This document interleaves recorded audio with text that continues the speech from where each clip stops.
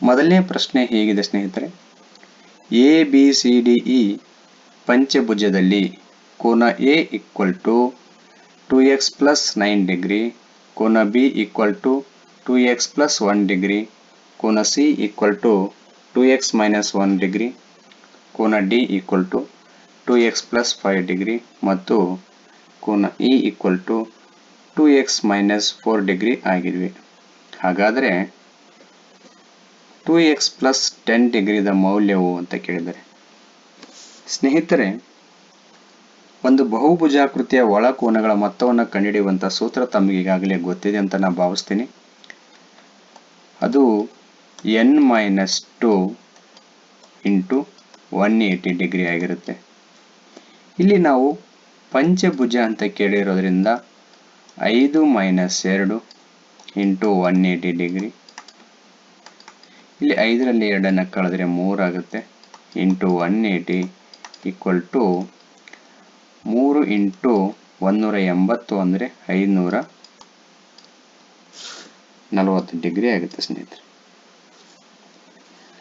ಇಲ್ಲಿ ಎಲ್ಲ ಕೋನಗಳ ಅಳತೆಯನ್ನು ಕೊಟ್ಟಿದ್ದಾರೆ. ಕೋನ A, ಕೋನ B, C, D, E ಹೀಗೆ 5 ಕೋನಗಳ ಅಳತೆಗಳನ್ನು ಕೊಟ್ಟಿದ್ದಾರೆ.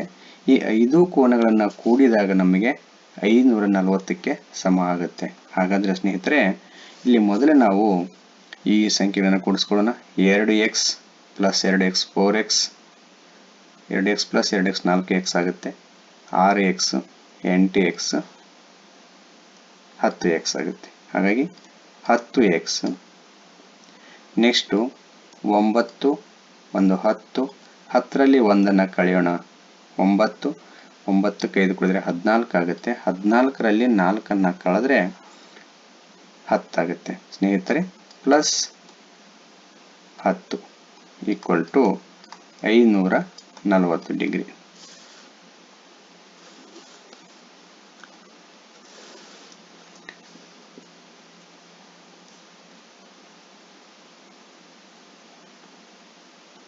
ಹಾಗಾದರೆ x ಬೆಲೆಯನ್ನು ನಾವಿಲ್ಲಿ ಕಂಡುಹಿಡಿಯಬೇಕಾಗಿದೆ.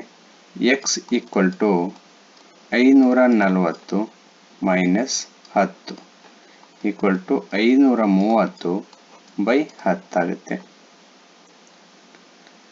0 0 ಕ್ಯಾನ್ಸಲ್ ಆದರೆ 53 ಡಿಗ್ರಿ ಆಗಿರುತ್ತೆ. ಅಂದರೆ x ಬೆಲೆ 53 ಆಯಿತು ಸ್ನೇಹಿತರೆ. ಈಗ x ಬೆಲೆಯನ್ನು ಇದರಲ್ಲಿ ತುಂಬಿದರೆ 2 × 53 + 10 ನೋಡಿ, 53 106 + 10 2 ಕೂಡಿದ್ರೆ ನಮಗೆ 116 ಆಗುತ್ತೆ. ಹಾಗಾಗಿ ಇಲ್ಲಿ ಆಯ್ಕೆ 3 116 ಡಿಗ್ರಿ ಸರಿಯಾದ ಉತ್ತರ ಆಗಿದೆ. ಒಂದು ಆಯತದ ಉದ್ದವನ್ನು ಶೇಕಡಾ 10ರಷ್ಟು ಹೆಚ್ಚಿಸಿ ಅಗಲವನ್ನು ಶೇಕಡಾ 10ರಷ್ಟು ಕಡಿಮೆ ಮಾಡಿದರೆ ಅದರ ವಿಸ್ತೀರ್ಣದಲ್ಲಿ ಆಗುವ ಬದಲಾವಣೆ ಅಂತ ಕೇಳಿದರೆ, ಸ್ನೇಹಿತರೆ, ನಾವಿಲ್ಲೀಗ ಆಯತದ ಉದ್ದವನ್ನು 100, ಅಗಲವನ್ನು 100 ಅಂತ ತೆಗೆದುಕೊಂಡ್ರೆ ನೋಡ್ರಿ, 100 × 100. ಯಾಕಂದರೆ ವಿಸ್ತೀರ್ಣ ಏನಾಗುತ್ತಪ್ಪ ಅಂದರೆ L × B ಆಗಿರುತ್ತೆ. ಇಲ್ಲಿ ಎಷ್ಟಾಗುತ್ತೆ? ಇದು 10,000 ಆಗುತ್ತೆ. ಇಲ್ಲಿ ಗಮನಿಸಿ, ಆಯತದ ಉದ್ದವನ್ನು 10ರಷ್ಟು ಹೆಚ್ಚಿಸಿ ಅಂತ ಹೇಳಿದರೆ ಅಂದರೆ 110 ಆಗುತ್ತೆ. ಇಲ್ಲಿ 10ರಷ್ಟು ಕಡಿಮೆ ಮಾಡಿದರೆ ಇದು 90 ಆಗುತ್ತೆ. ಹಾಗಾಗಿ ಇಲ್ಲಿ ನಾವು ವಿಸ್ತೀರ್ಣವನ್ನು ಕಂಡುಹಿಡಿದರೆ ಏನಾಗುತ್ತೆ ಅಂದರೆ 110 × 90 = ಇಲ್ಲಿ 9,900 ಆಗುತ್ತೆ. ಸ್ನೇಹಿತರೆ, ಈ 10,000ರಲ್ಲಿ 9,900 ಕಳೆದ್ರೆ ನಮಗೆ ವ್ಯತ್ಯಾಸ 100 ಬರುತ್ತೆ. ಹಾಗಾದರೆ ಇಲ್ಲಿ ವ್ಯತ್ಯಾಸ 100 ಯಾವುದಕ್ಕೆ? 10,000ಕ್ಕೆ 100ರಷ್ಟು ವ್ಯತ್ಯಾಸ ಆದರೆ ಇದನ್ನು ನಾವು ಶೇಕಡದಲ್ಲಿ ಕನ್ವರ್ಟ್ ಮಾಡಿದರೆ ಏನಾಗುತ್ತೆ ಅಂದರೆ × 100 ಮಾಡಬೇಕು. ಇಲ್ಲಿ ನೋಡಿ, 0 0 0 0 0 0 0 0 = 1ರಷ್ಟು. ಅಂದರೆ ಇಲ್ಲಿ 1% ಕಡಿಮೆಯಾಗಿದೆ ಅಂತ ಆಗುತ್ತೆ ಸ್ನೇಹಿತರೆ. ಯಾಕಂದ್ರೆ ಇಲ್ಲಿ ನೋಡ್ರಿ ಕಡಿಮೆಯಾಗಿದೆ, ಹಾಗಾಗಿ 1% ಇಳಿಕೆ ಸರಿಯಾದ ಆಯ್ಕೆಯಾಗಿರುತ್ತೆ. ಒಂದು ರೇಖೆಯು 2 ಸಮಾನಾಂತರ ರೇಖೆಗಳನ್ನು ಛೇದಿಸುವುದರಿಂದ ಉಂಟಾಗುವ ಅನುರೂಪ ಕೋನಗಳು 3x - 20 ಡಿಗ್ರಿ ಮತ್ತು 5x - 60 ಡಿಗ್ರಿ ಆಗಿವೆ. ಹಾಗಾದರೆ 4x + 30 ಡಿಗ್ರಿ ಬೆಲೆ ಎಷ್ಟು ಅಂತ ಕೇಳಿದರೆ, ಸ್ನೇಹಿತರೆ 2 ಸಮಾನಾಂತರ ರೇಖೆಗಳನ್ನು ಒಂದು ರೇಖೆ ಛೇದಿಸಿದಾಗ ಉಂಟಾಗ್ತಕ್ಕಂಥ ಅನುರೂಪ ಕೋನಗಳು, ಇವೆರಡನ್ನು ನಾವು ಅನುರೂಪ ಕೋನಗಳಂತ ತೆಗೆದುಕೊಂಡ್ರೆ ಈ ಎರಡೂ ಕೋನಗಳು ನೋಡಿ ಸಮ ಇರುತ್ತೆ. ಅನುರೂಪ ಕೋನಗಳು ಯಾವಾಗಲೂ ಸಮ ಇರುತ್ತೆ. ಹಾಗಾಗಿ ಇಲ್ಲಿ ಕೊಟ್ಟಿರ್ತಕ್ಕಂಥ ಅನುರೂಪ ಕೋನಗಳನ್ನು ಸಮನಾಗಿ ತೆಗೆದುಕೊಂಡ್ರೆ ಇವೆರಡನ್ನು ಈಕ್ವಲ್ ಮಾಡಿದರೆ ನಮಗೆ x ಬೆಲೆ ಸಿಗುತ್ತೆ. 3x - 20 = 5x - 60 degree. ಇಲ್ಲಿ 5x - 3x ಈ ಕಡೆ ತಗೊಂಬರ್ರಿ, 60 ಎಡಕ್ಕೆ ತಗೊಂಬಂದ್ರೆ 60 - 20 ಆಗುತ್ತೆ. ಇಲ್ಲಿ ಕಳೆದ್ರೆ 40 ಆಗುತ್ತೆ. ಇಲ್ಲಿ 2x ಆಗುತ್ತೆ. 2 1 2 20. x ಎಷ್ಟಾಗುತ್ತಪ್ಪ ಅಂದರೆ 20 ಆಗುತ್ತೆ. ಹಾಗಾದರೆ 4x + 30 ಡಿಗ್ರಿ ಅಂದರೆ 4 × 20 + 30 ಡಿಗ್ರಿ. 4 8 + 30 ಡಿಗ್ರಿ ಅಂದರೆ 110 ಡಿಗ್ರಿ ಆಗುತ್ತೆ. ಆಯ್ಕೆ 3 ಸರಿಯಾದ ಉತ್ತರ ಆಗಿದೆ. ಒಂದು 9 ಅಂಕೆಯ ಸಂಖ್ಯೆ 5655x 9274y ಇದು 88ರಿಂದ ನಿಶ್ಶೇಷವಾಗಿ ಭಾಗಿಸಲ್ಪಡುತ್ತದೆ. ಹಾಗಾದರೆ 2x + 3y ನ ಬೆಲೆ ಎಷ್ಟು ಅಂತ ಕೇಳಿದ್ದಾರೆ. ಸ್ನೇಹಿತರೆ ಈ 88ನ್ನು ನಾವು 88ರ ಅಪವರ್ತನವನ್ನು ಈ ರೀತಿಯಾಗಿ ಬರೀಬಹುದು, 11 × 8 ಅಂತ. ಅಂದರೆ ಇಲ್ಲಿ ಕೊಟ್ಟಿರ್ತಕ್ಕಂಥ ಸಂಖ್ಯೆಯು 8ರಿಂದ ಭಾಗಿಸಲ್ಪಡಬೇಕು ಮತ್ತು 11ರಿಂದ ಕೂಡ ಭಾಗಿಸಲ್ಪಡಬೇಕು. ಮೊದಲಿಗೆ ನಾವು 8ರಿಂದ ಭಾಗಿಸಲ್ಪಟ್ಟರೆ ಅಂದರೆ ಇದು 8ರಿಂದ ಭಾಗ ಆಗಬೇಕಾಗಿತ್ತು ಅಂದರೆ ಕೊನೆಯ 3 ಅಂಕೆಗಳು ಕೂಡ 8ರಿಂದ ಪೂರ್ಣವಾಗಿ ಭಾಗ ಆಗಬೇಕು. ಅಂದರೆ 774y ಇದು ಏನಾಗಬೇಕಪ್ಪ ಅಂದರೆ 8ರಿಂದ ಪೂರ್ಣವಾಗಿ ಭಾಗ ಆಗಬೇಕು.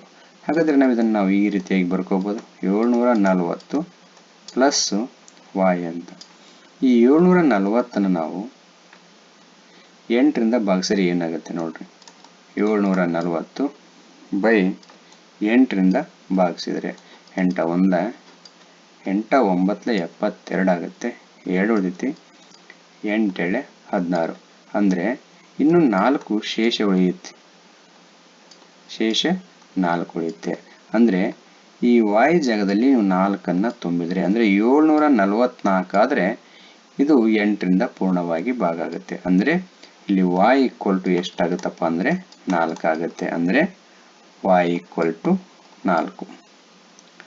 ನೆಕ್ಸ್ಟು 11ರಿಂದ ಭಾಗ ಆಗುತ್ತೆ ಇಲ್ಲ ನೋಡಬೇಕು. ಭಾಗ ಆಗಲೇಬೇಕು, ಯಾಕಂದರೆ ಇದು 88ರಿಂದ ಭಾಗ ಆಗುತ್ತೆ ಅಂದರೆ ಅದು 11ರಿಂದ ಕೂಡ ಭಾಗ ಆಗಬೇಕು. ಹಾಗಾದರೆ 11ರಿಂದ ಭಾಗ ಆಗುತ್ತೆ ಇಲ್ಲ ಅಂತ ಯಾವ ರೀತಿ ಚೆಕ್ ಮಾಡೋದು ಅಂದರೆ, ಇದರಲ್ಲಿ ಪರ್ಯಾಯ ಸ್ಥಾನಗಳ ಅಂಕಿಗಳ ಮೊತ್ತಗಳ ವ್ಯತ್ಯಾಸ 11ರಿಂದ ಭಾಗ ಆಗಬೇಕು. ಅಂದರೆ 5 + 5 ನೆಕ್ಸ್ಟ್ 10, 10ಕ್ಕೆ 9 ಕೂಡಿಸಿದರೆ 19, 19ಕ್ಕೆ 7 ಕೂಡಿಸಿದರೆ 26, 26ಕ್ಕೆ ನೆಕ್ಸ್ಟ್ y ಬೆಲೆ ಗೊತ್ತಾಗಿದೆ ನಮಗೆ 4 ಅಂತ 30 ಆಗುತ್ತೆ. ಅಂದರೆ 30 ಮೈನಸ್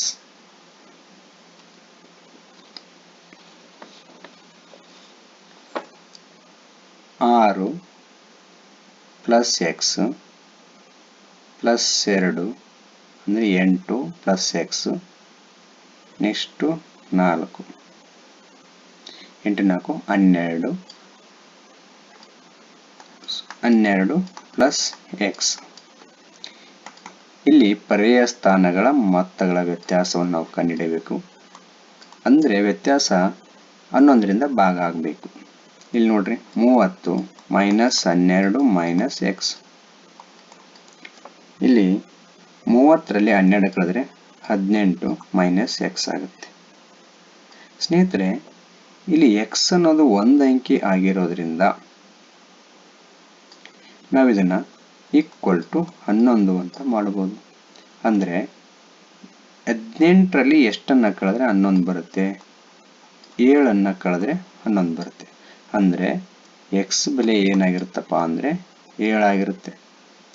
ಹಾಗಾದರೆ 2x ಪ್ಲಸ್ 3y ಬೆಲೆ ಎಷ್ಟಾಗುತ್ತೆ ಅಂದರೆ 2 ಇಂಟು ಎಕ್ಸ್ ಅಂದರೆ 7 ಪ್ಲಸ್ 3 ಇಂಟು y ಅಂದರೆ 4.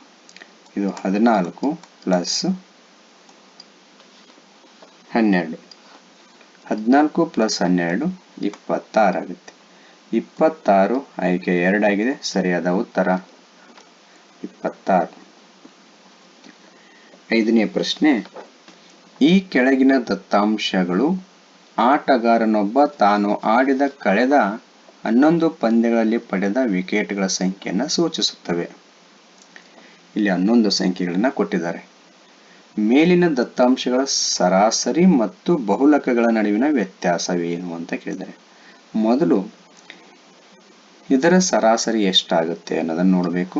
ಸರಾಸರಿ ಅಂದರೆ ಇವೆಲ್ಲವುಗಳನ್ನು ಕೂಡಿಸಿ 11ರಿಂದ ಭಾಗಿಸಬೇಕು. 1 0 1 2 3 3ಕ್ಕೆ 4 ಕೂಡಿದ್ರೆ 7 ಪ್ಲಸ್ 0 ಅಂದರೆ 7 7 3 10 11 12 14 18 19 19 ಬೈ 11 ಮೈನಸ್ ವ್ಯತ್ಯಾಸ ಕೇಳಿರೋದ್ರಿಂದ ಮೈನಸ್ ಅಂತ ಹಾಕಿದ್ವಿ. ಬಹುಲಕ ಅಂದರೆ ಯಾವ ಸಂಖ್ಯೆ ಜಾಸ್ತಿ ರಿಪೀಟ್ ಆಗಿದೆ? 1 ರಿಪೀಟ್ ಆಗಿದೆ. ಹಾಗಾಗಿ ಬಹುಲಕ ಏನಪ್ಪಾ ಅಂದರೆ 1 ಆಗಿರ್ತೈತಿ. ಈಗ 19 ಮೈನಸ್ ಇದನ್ನು ಓರೆ ಗುಣಾಕಾರ ಮಾಡಿದ್ರೆ 11 ಈಕ್ವಲ್ ಟು 19ರಲ್ಲಿ 11 ಕಳೆದ್ರೆ 8 ಆಗುತ್ತೆ ಬೈ 11. ಸರಿಯಾದ ಉತ್ತರ 8 ಬೈ 11 ಆಯ್ಕೆ 3. ಕೆಳಗಿನವುಗಳಲ್ಲಿ ಯಾವ ಸಂಖ್ಯೆಯನ್ನು ಆದರ್ಶ ರೂಪದಲ್ಲಿ ಬರೆಯಲಾಗಿದೆ ಅಂತ ಕೇಳಿದ್ದಾರೆ. ಆದರ್ಶ ರೂಪ ಅಂತ ಅಂದರೆ ಅದು a ಇಂಟು 10ರ ಘಾತ n ರೂಪದಲ್ಲಿ ಇರಬೇಕು ಸ್ನೇಹಿತರೆ. ಇಲ್ಲಿ ಒಂದು ಕಂಡೀಷನ್ ಇದೆ. a ಏನಾಗಿರಬೇಕಪ್ಪ ಅಂತಂದರೆ 10ಕ್ಕಿಂತ ಹೆಚ್ಚು ಅಥವಾ ಸಮ ಆಗಿರಬೇಕು. ನೆಕ್ಸ್ಟ್ 1ಕ್ಕಿಂತ ಹೆಚ್ಚು ಅಥವಾ ಸಮ ಆಗಿರಬೇಕು ಮತ್ತು 10ಕ್ಕಿಂತ ಸಣ್ಣದಾಗಿರ್ಬೇಕು. ಅಂದರೆ a is greater than or equal to 1 and or less than 10 ಅಂತ ಆಗಿರಬೇಕು.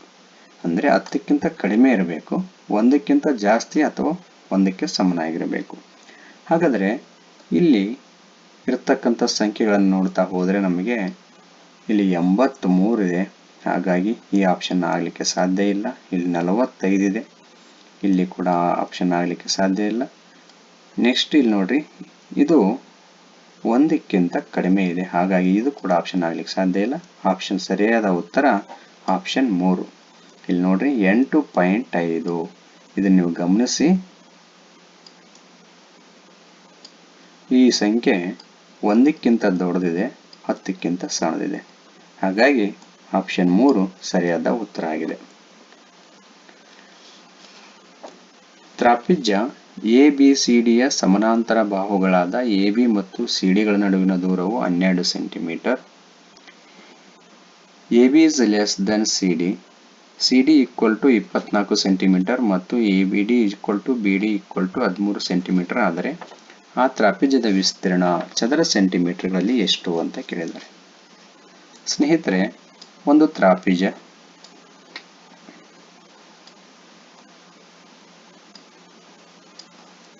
ಇಲ್ಲಿ ಇದನ್ನು AB ಇದನ್ನು CD ಅಂತ ತಗೊಳ್ಳೋಣ.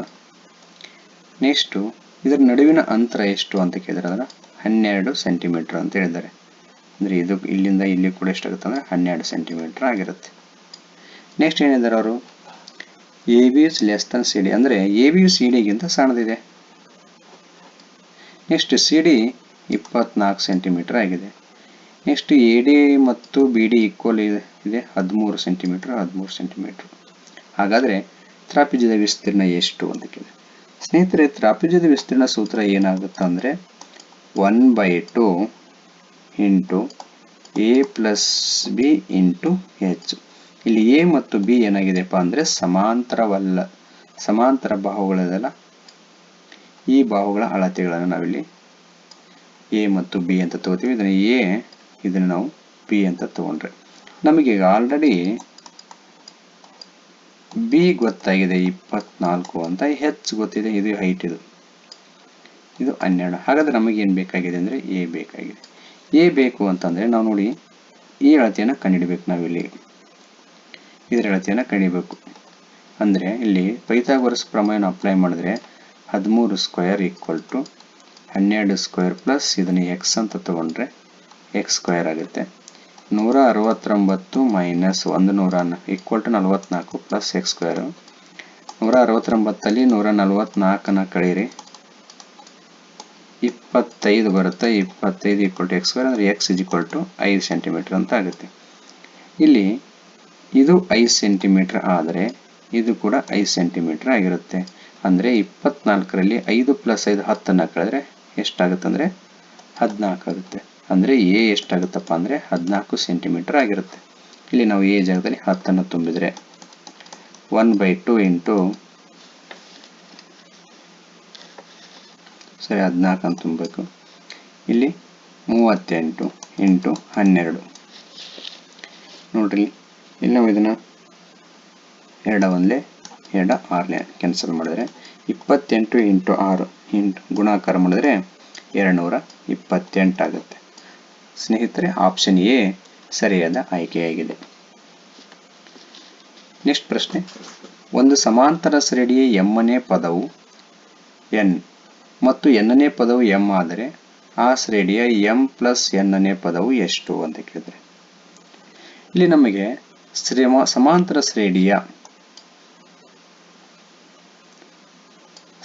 ಶ್ರೇಣಿಯ ಎನ್ನನೇ ಪದ ಅಂದರೆ n equal to a plus n minus 1 into d. ಈ ಸೂತ್ರವನ್ನು ಬಳಸ್ಕೊಂಡು ನಾವು ಇಲ್ಲಿ ಲೆಕ್ಕ ಮಾಡಬೇಕು. ಎನ್ನನೇ ಪದ ಎಷ್ಟಿದೆ ಅಂತ ಕೇಳಿದ್ರೆ ಅವರು ಎಂ ಅಂತ ಹೇಳಿದರೆ, ಅದೇ ರೀತಿ ಎಮ್ನೇ ಪದ ಎಷ್ಟಾಗುತ್ತೆ A plus m minus 1 into D. ಅಂದರೆ ಎನ್ ಜಾಗದಲ್ಲಿ ಎಮ್ನೇ ಪದ, ಎನ್ ಜಾಗದಲ್ಲಿ ಎಮ್ ಅಂತ ಬರೆದಿವಿ, ಈಕ್ವಲ್ ಟು ಎನ್ ಆಗಿದೆ. ಈಗ ನಾವು ಇದನ್ನು ಏನು ಮಾಡೋಣಪ್ಪ ಅಂದರೆ ಕಳೆಯೋಣ. 1ರಲ್ಲಿ 2 ಕಳೆದ್ರೆ ಎ ಕ್ಯಾನ್ಸಲ್ ಆಗುತ್ತೆ. ಇಲ್ಲಿ M into D minus D, ಇಲ್ಲಿ N into D minus D ಆಗುತ್ತೆ. ಹಾಗಾಗಿ ಇಲ್ಲಿ ಡಿ ಕೂಡ ಕ್ಯಾನ್ಸಲ್ ಆಗುತ್ತೆ. 1 ಡಿ ಕ್ಯಾನ್ಸಲ್ ಆದರೆ ಇಲ್ಲಿ ಎಮ್ ಡಿ ಉಳಿದೈತಿ. ಅಂದರೆ ಎಮ್ ಮೈನಸ್ 1 ಇಂಟು ಡಿ ಆಗಿರ್ತೈತಿ, ಈಕ್ವಲ್ ಟು ಇದು ಎನ್ ಮೈನಸ್ ಎಮ್ ಆಗಿರ್ತೈತಿ. D equal to N minus M by M minus N. ಇದನ್ನು ನಾವು ಎನ್ ಮೈನಸ್ ಎಮ್ ಮೈನಸ್ನಿಂದ ಗುಣಾಕಾರ ಮಾಡಿದ್ರೆ ಇದು ಎಮ್ ಮೈನಸ್ ಎನ್ ಆಗುತ್ತೆ. ಸರಿ, ಎನ್ ಮೈನಸ್ ಎಮ್ ಆಗುತ್ತೆ. 1 ಕ್ಯಾನ್ಸಲ್ ಆದರೆ ಇದು -1, ಅಂದರೆ ಇಲ್ಲಿ ಡಿ -1 ಆಗಿರುತ್ತೆ. ಇದನ್ನು ನಾವು ಇದರಲ್ಲಿ ತುಂಬಿಕೊಳ್ಳೋಣ ಒಂದು ಸಮೀಕರಣದಲ್ಲಿ. A plus m minus 1 into -1 equal to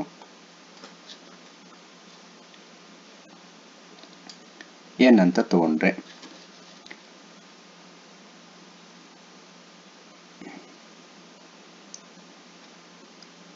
ಇಲ್ಲಿ ನೋಡ್ರಿ ಎ ಮೈನಸ್ ಎಮ್, ಇದು ಎ ಮೈನಸ್ ನಿಂದ ಗುಣಾಕಾರ ಮಾಡಬೇಕು. 1 ಇಂಟು 1 ಪ್ಲಸ್ 1 ಆಗುತ್ತೆ, ಪ್ಲಸ್ 1 ಈಕ್ವಲ್ ಟು ಎನ್. ಈಗ ನಮಗೆ a equal to n plus m minus 1 ಆಗುತ್ತೆ.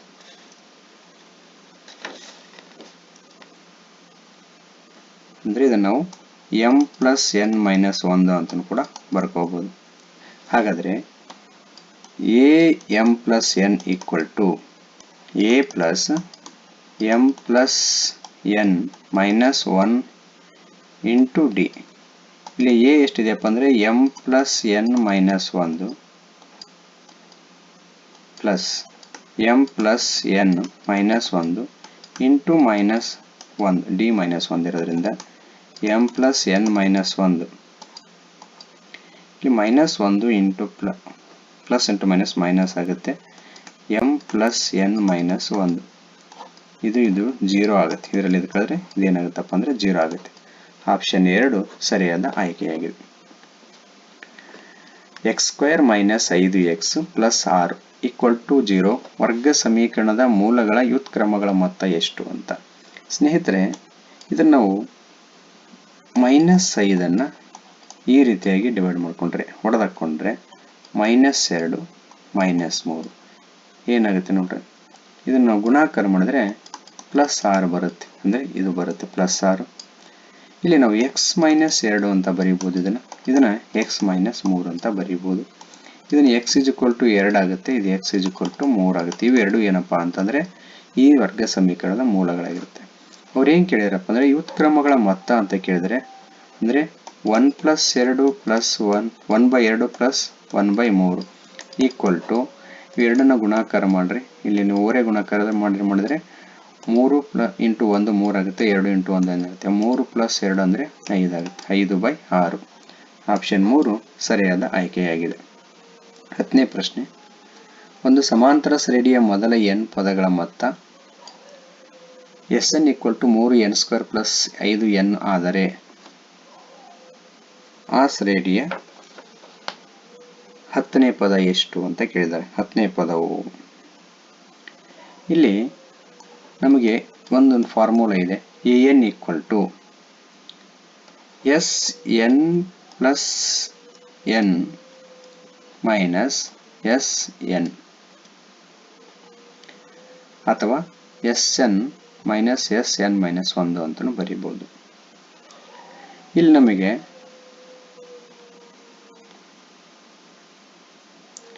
ಇನ್ನೊಂದು ರೀತಿಯೂ ಬರೀಬಹುದು. an = Sn - Sn - 1 ಅಂತಲೂ ಬರೀಬಹುದು. ನಮಗೆ 10ನೇ ಪದ ಬೇಕಾಗಿರೋದ್ರಿಂದ ಇಲ್ಲಿ Sn ಅಲ್ಲಿ S10 ತುಂಬಿದರೆ 3 × n ಜಾಗದಾಗ 10 ತುಂಬ್ತೀವಿ, +5 × 10. ಇಲ್ಲಿ ನೋಡ್ರಿ 3 × 100 ಪ್ಲಸ್ ಇದು 50 ಆಗುತ್ತೆ, ಈಕ್ವಲ್ ಟು 300 + 50 350. ಇದು ಏನಪ್ಪಾ ಅಂದರೆ S10 ಆಗುತ್ತೆ. ಈಗ n - 1 ಅಂದರೆ S9 ಕಂಡುಹಿಡಿಬೇಕು. S9 ಎಷ್ಟಾಗುತ್ತೆ ಅಂದರೆ 3 × ಇದು 9 ವರ್ಗ ಅಂದರೆ n² ಅಂದರೆ 9 9 ವರ್ಗ 81 ಪ್ಲಸ್ ಇಲ್ಲಿ 5 × 9 5 9 45. ಡೈರೆಕ್ಟಾಗಿ ನಾವು ತುಂಬ್ಕೊಂಬಿಡೋಣ.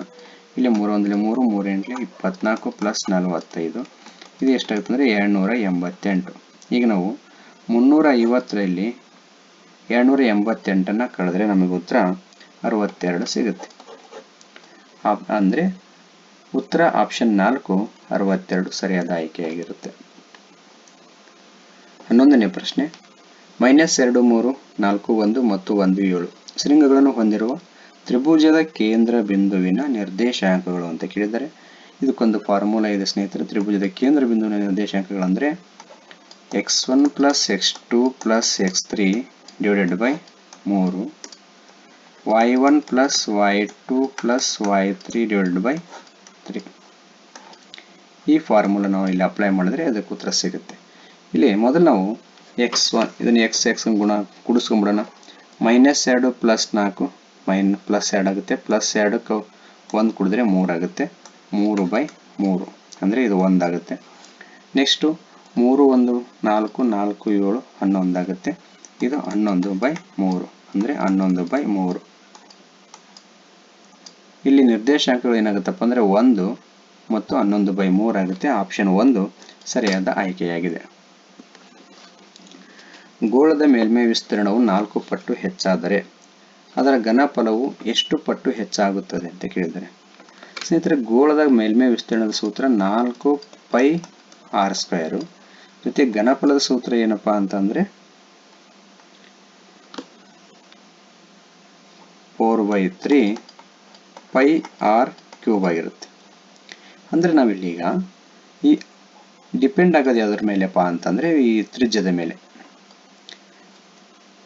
ಹಾಗಾದರೆ ಇಲ್ಲಿ ಯಾವ ರೀತಿ ಕಂಡುಹಿಡಿಬೇಕು ನೋಡ್ರಿ. ನಾವು ವಿಸ್ತೀರ್ಣವನ್ನು ಗೋಳದ ಮೇಲ್ಮೈ ವಿಸ್ತೀರ್ಣ 4πR² ಅಂತ ಬರೆದ್ರೆ ಇದು ಎಷ್ಟಿರುತ್ತಪ್ಪ ಅಂತಂದರೆ 4πr². ಇದು 4ರಷ್ಟು ಆಗಿದ್ರೆ ನೋಡಿರಿ 4 ಮತ್ತು 4 ಕ್ಯಾನ್ಸಲ್ ಮಾಡ್ತೀವಿ.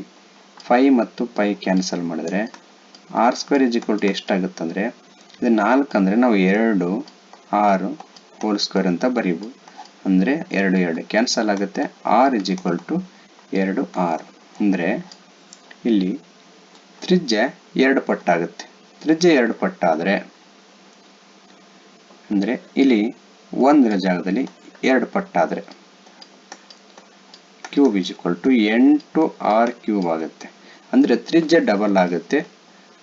ಅದರ ಘನಫಲ ಎಷ್ಟಾಗುತ್ತಪ್ಪ ಅಂದರೆ 8ರಷ್ಟು ಹೆಚ್ಚಾಗುತ್ತೆ, 8 ಪಟ್ಟು ಹೆಚ್ಚಾಗುತ್ತೆ. ಆಪ್ಷನ್ 3 ಸರಿಯಾದ ಆಯ್ಕೆಯಾಗಿದೆ.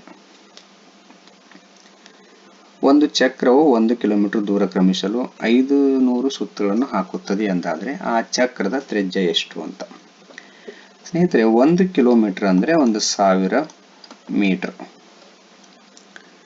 ಇದನ್ನ ಸುತ್ತ ಹಾಕ್ಲಿಕ್ಕೆ 500 ಸುತ್ತುಗಳನ್ನು ಹಾಕುತ್ತದೆ ಅಂತ ಕೇಳಿದರೆ, ಅಂದರೆ 100 ಮೀಟರ್ 1000 ಮೀಟರ್ ದೂರ ಹೋಗಬೇಕು ಚಲಿಸಬೇಕಂದ್ರೆ ಒಂದು ಚಕ್ರ 500 ಸುತ್ತುಗಳನ್ನು ಹಾಕುತ್ತೆ. ಹಾಗಾದರೆ ಇಲ್ಲಿ ಒಂದು ಸುತ್ತ ಆದರೆ ಎಷ್ಟು ಅಂದರೆ 1000 ಡಿವೈಡೆಡ್ ಬೈ 500 0.000057 ಅಂದರೆ ಒಂದು ಸುತ್ತಿಗೆ 2 ಮೀಟರನ್ನು ಇದು ಕ್ರಮಿಸುತ್ತದೆ.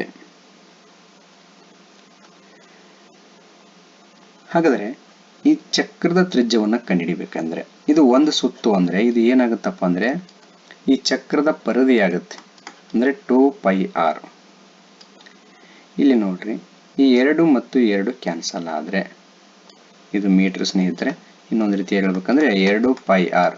ಇದು ಚಕ್ರ ಒಂದು ಸುತ್ತನ್ನು ಸುತ್ತಿದಾಗ ಚಲಿಸ್ತಕ್ಕಂಥ ದೂರ ಎಷ್ಟಿದೆಪ್ಪ ಅಂದರೆ 2 ಮೀಟರ್ ಇದೆ. 2 2 ಕ್ಯಾನ್ಸಲ್ ಆಗುತ್ತೆ. ಇಲ್ಲಿ r ಇಸ್ ಈಕ್ವಲ್ ಟು 1/π ಆಗಿರುತ್ತೆ.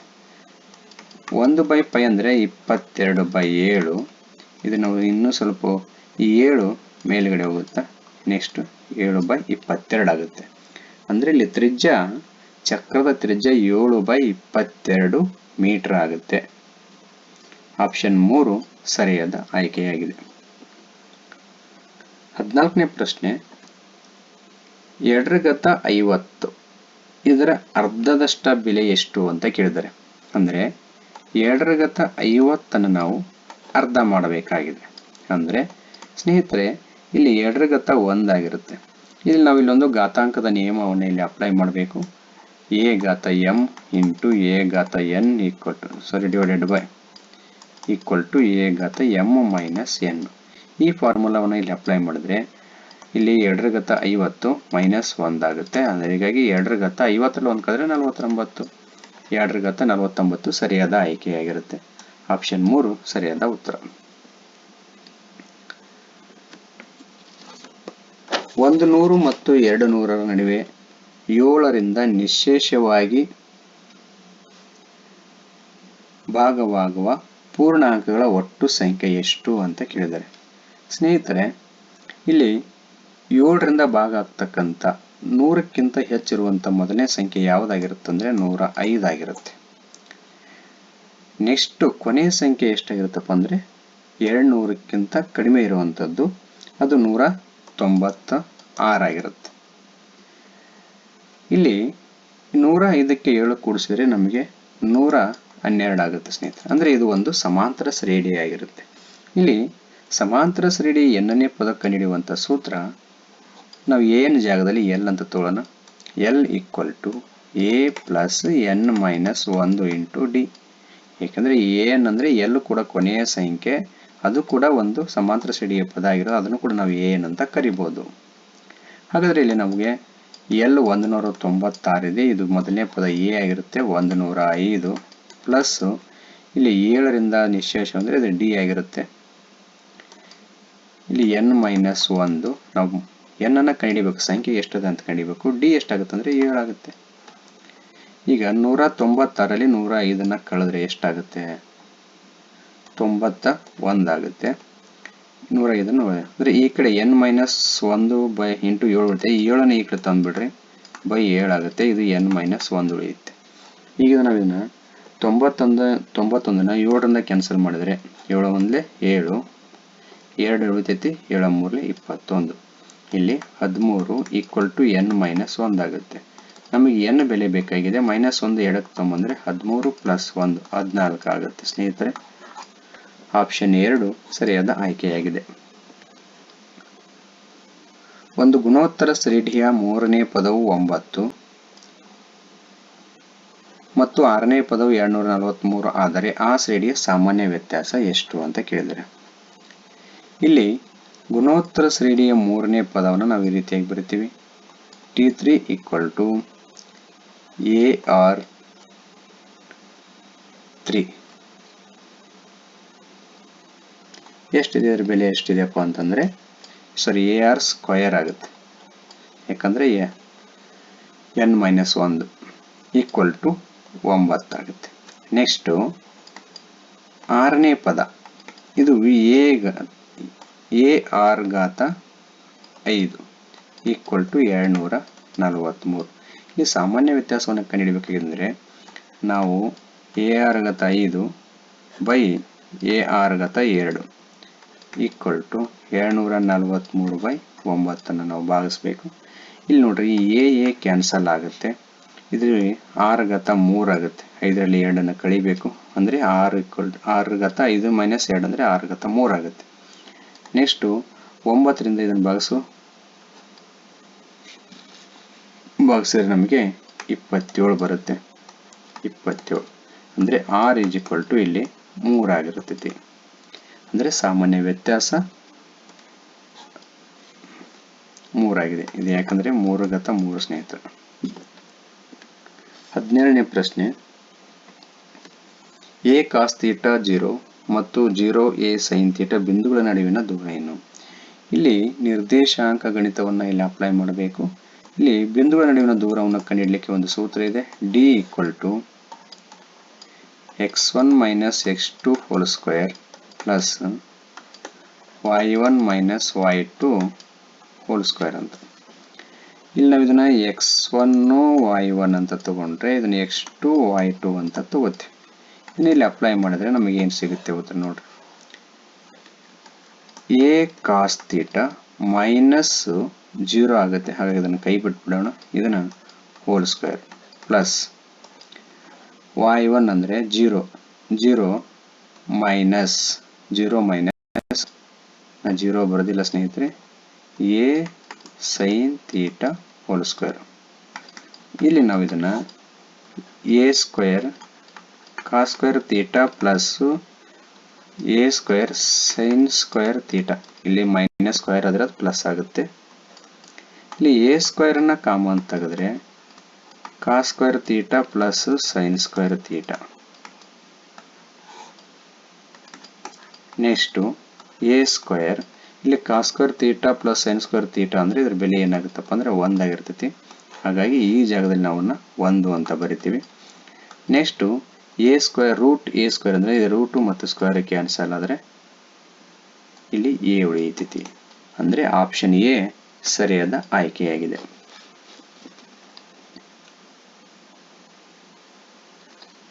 ಒಂದು ಸರಳ ರೇಖೆಯ ಸಮೀಕರಣವು 3x minus 4y plus 12 equal to 0 ಆಗಿದೆ.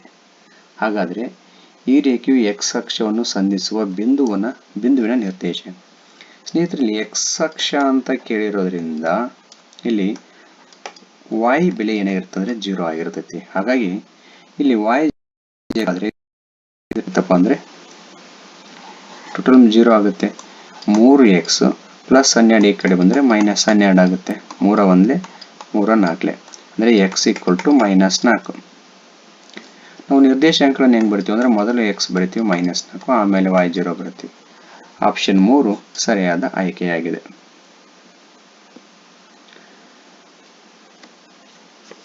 ಘಾತ 95 ಮೈನಸ್ 3 ಘಾತ 58 ಈ ಸಂಖ್ಯೆಯ ಬಿಡಿ ಸ್ಥಾನದಲ್ಲಿ ಬರುವ ಅಂಕಿ ಯಾವುದು ಅಂತ. ಸ್ನೇಹಿತರೆ, ಈ ತರದ ಪ್ರಶ್ನೆಗಳನ್ನು ನೀವು ಬಹಳಷ್ಟು ಸಾರಿ ಬೇರೆ ಬೇರೆ ಪರೀಕ್ಷೆಗಳಲ್ಲಿ ಕೇಳಿದರೆ ತಮಗೆ ಈ ಪ್ರಶ್ನೆಯ ಕೂಡ ಮುಂದಿನ ಪರೀಕ್ಷೆಗಳಲ್ಲಿ ಹೆಲ್ಪ್ ಆಗ್ಬೋದು. ಸ್ವಲ್ಪ ಗಮನವಿಟ್ಟು ಈ ಪ್ರಶ್ನೆಯನ್ನು ನೀವು ನೋಡಿ. ಇಲ್ಲಿ ಮೊದಲು ನಾವೇನು ಮಾಡಬೇಕಾಗಿದೆ ಅಂದರೆ 7 ಘಾತ 95 ಇದರ ಬಿಡಿ ಸ್ಥಾನದಲ್ಲಿ ಬರ್ತಕ್ಕ ಅಂಕಿಯನ್ನು ಕಂಡುಹಿಡಿಬೇಕು. ಎಷ್ಟಿದೆ ಅಂತ ಕಂಡುಹಿಡಿಬೇಕು. ಅಂದರೆ ಇಲ್ಲಿ ನಾವು 7ರ ಘಾತಗಳು, 7ರ ಘಾತದಲ್ಲಿ ಬಿಡಿ ಸ್ಥಾನದಲ್ಲಿ ಬರ್ತಕ್ಕಂಥ ಅಂಕಿಗಳು ಯಾವ್ಯಾವಪ್ಪ ಅಂದರೆ 7, 9, 3, 1. ಅಂದರೆ 7ರ ಘಾತದಲ್ಲಿ ಅಂದರೆ 7ರ ಘಾತ 1, 2, 3, 4, 5 ಈ ಥರ ನಾವು ಸಾಲ್ವ್ ಮಾಡ್ತಾ ಹೋದರೆ ಅದರ ಬೆಲೆಗಳನ್ನು ಕಂಡುಹಿಡಿತಾ ಹೋದರೆ ಅದರ ಬಿಡಿ ಸ್ಥಾನದಲ್ಲಿ ಏನು ಬರುತ್ತಪ್ಪ ಅಂದರೆ 7, 9, 3, 1. ನೆಕ್ಸ್ಟ್ ಮತ್ತೆ 7, 9, 3, 1. ಈ ರೀತಿಯಾಗಿ 4ರ ಸಂಖ್ಯೆಯಲ್ಲಿ ಇದು ರಿಪೀಟ್ ಆಗುತ್ತೆ. ಅಂದರೆ 4ರ ರೀತಿಯಲ್ಲಿ ರಿಪೀಟ್ ಆಗುತ್ತೆ. ಹಾಗಾಗಿ ಇದನ್ನ ಏನು ಮಾಡೋಣಪ್ಪ ಅಂತಂದರೆ ಈ 95ಅನ್ನು 4ರಿಂದ ಭಾಗಿಸ್ಬೇಕು. 4ರಿಂದ ಭಾಗಿಸಿದ್ರೆ ನಮಗೆ ಶೇಷ ಎಷ್ಟು ಉಳಿದಿದೆಪ್ಪ ಅಂತಂದರೆ 3 ಉಳಿಯುತ್ತೆ. ಅಂದರೆ 7ರ ಘಾತ 3 ಆಗುತ್ತೆ. ಈಗ 7ರ ಘಾತ 3 ಅಂದರೆ ನೋಡ್ರಿ 7 ಇಂಟು 7 ಇಂಟು 7 ಇದರ ಬೆಲೆ ಎಷ್ಟಾಗುತ್ತೆ? 7 7 49, 49 ಇಂಟು 7 ಇವೆರಡು ಬಿಡಿ ಸ್ಥಾನವನ್ನು ಗುಣಾಕಾರ ಮಾಡಿರಿ. 93 7 9 63 ಆಗುತ್ತೆ. ಅಂದರೆ ಬಿಡಿ ಸ್ಥಾನದಲ್ಲಿ ಬರ್ತಕ್ಕಂಥ ಅಂಕಿ ಯಾವುದಾಗುತ್ತೆ ಅಂದರೆ ಇಲ್ಲಿ 3 ಆಯಿತು. ಇದೇ ಥರ ಈಗ 3ರ ಘಾತ 58 ಇದೆಯಲ್ಲ, ಇದರ ಬಿಡಿ ಸ್ಥಾನದಲ್ಲಿ ಬರ್ತಕ್ಕಂಥ ಅಂಕಿ ಯಾವುದನ್ನೋದನ್ನು ಕಂಡುಹಿಡಿಬೇಕಾಗಿದೆ. ಇಲ್ಲಿ ನಮಗೆ 3ರ ಅಪವರ್ತನಗಳು ಏನಾಗ್ತವು ಅಂದರೆ 3ರ ಘಾತದಲ್ಲಿ ಅಂದರೆ 3ರ ಘಾತಗಳ ಬಿಡಿ ಸ್ಥಾನದಲ್ಲಿರ್ತಕ್ಕಂಥ ಅಂಕಿಗಳು ಯಾವುವು ಅಂದರೆ ಇಲ್ಲಿ ಯಾವ ರೀತಿ ಇರುತ್ತೆ ನೋಡ್ರಿ. 3ರ ಘಾತಗಳನ್ನು ಬರಿತಾ ಹೋದರೆ ಅದರ ಬಿಡಿ ಸ್ಥಾನದಲ್ಲಿ ಬರ್ತಕ್ಕಂಥ ಅಂಕಿಗಳು ಈ ರೀತಿಯಾಗಿರುತ್ತೆ. 3, 9, 7, ನೆಕ್ಸ್ಟು 1. ನೆಕ್ಸ್ಟ್ ಇದು ಇದೇ ರೀತಿ ರಿಪೀಟ್ ಆಗುತ್ತೆ. ಅಂದರೆ 4 ಅಂಕಿಗಳು ನಮಗೆ ರಿಪೀಟ್ ಆಗುತ್ತೆ. ಹಾಗಾಗಿ ನಾವು ಮತ್ತೆ 3ರ ಘಾತ 58 ಇದೆಯಲ್ಲ, ಈ 58ಅನ್ನು ಮತ್ತೆ 4ರಿಂದ ಭಾಗಿಸೋಣ. ಭಾಗಿಸಿದರೆ ನಮಗೆ ಶೇಷ ನೋಡ್ರಿ 4 1 4, 1 ಉಳಿತೈತಿ. 4 4 16 ಅಂದರೆ ಶೇಷ 2 ಉಳಿತೈತಿ.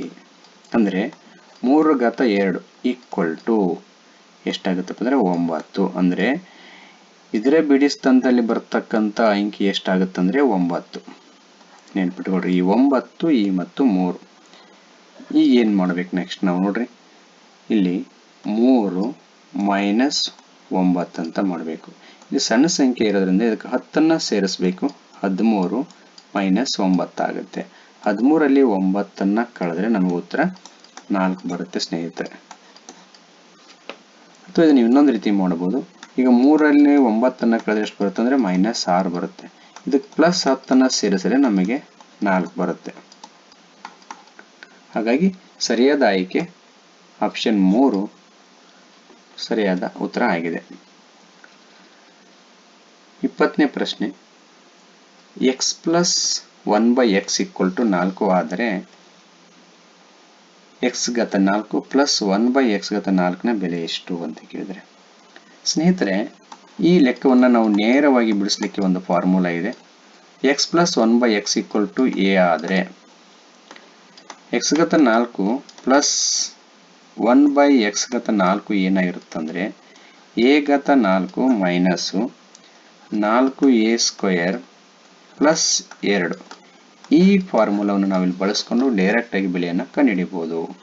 ಇಲ್ಲಿ ನಮಗೆ a ಜಾಗದಲ್ಲಿ ಏನಿದೆಪ್ಪ ಅಂದರೆ 4 ಇದೆ. ಹಾಗಾಗಿ ನಾವು 4ರ ಘಾತ 4 ಇಲ್ಲಿ a ಜಾಗದಲ್ಲಿ 4 ಇರೋದ್ರಿಂದ 4ರ ಘಾತ 4 ಮೈನಸ್ 4 ಇಂಟು 4ರ ಘಾತ 2 ಪ್ಲಸ್ 2. ಇಲ್ಲಿ ನಾವು 4ರ ಘಾತ 2ಅನ್ನು ಕಾಮನ್ ತೆಗೆದುಕೊಂಡ್ರೆ ಏನಾಗುತ್ತೆ ನೋಡ್ರಿ, 4ರ ಘಾತ 2 ಆಗಿ ಉಳಿಯುತ್ತೆ. Minus 4 plus 2. ಇಲ್ಲಿ 4ರ ಘಾತ 2 ಅಂದರೆ 16.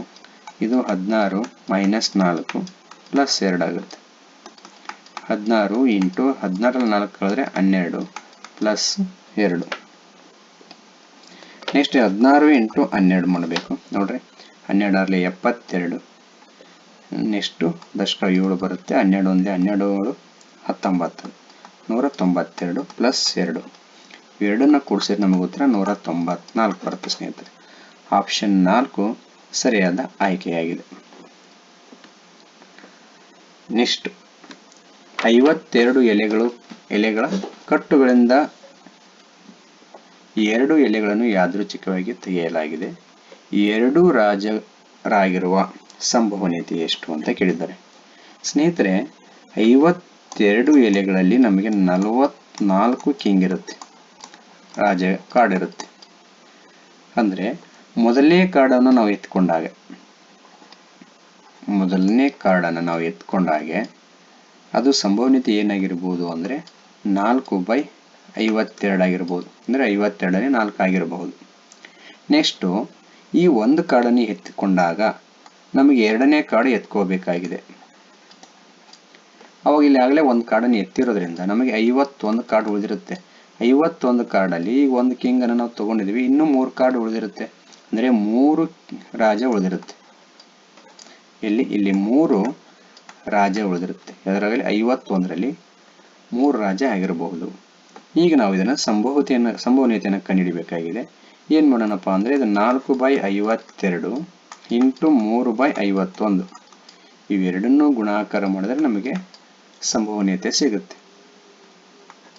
ನೋಡ್ರಿ, 4 1 4 4 ಎಷ್ಟು 3 1 3 7 ಎಷ್ಟಾಗುತ್ತೆ? ಇದು 1/13 ಇಂಟು 17 ಇವೆರಡನ್ನು ಗುಣಾಕಾರ ಮಾಡ್ರಿ ನೀವು 1/221 ಸಿಗುತ್ತೆ. 13 91 ಕೈಲ 1 ಅಥವಾ ದಶಕ 1 13 ಅಂದರೆ 13 13 9 ಕೂಡಿಸಿದ್ರೆ 22 1/221 ಆಪ್ಷನ್ 4 ಸರಿಯಾದ ಆಯ್ಕೆಯಾಗಿದೆ. ಒಂದು ಸರಣಿಯ ಸರಾಸರಿ 20 ಮತ್ತು ಮಿತ ವಿಚಲನ 4 ಆದರೆ ಅದರ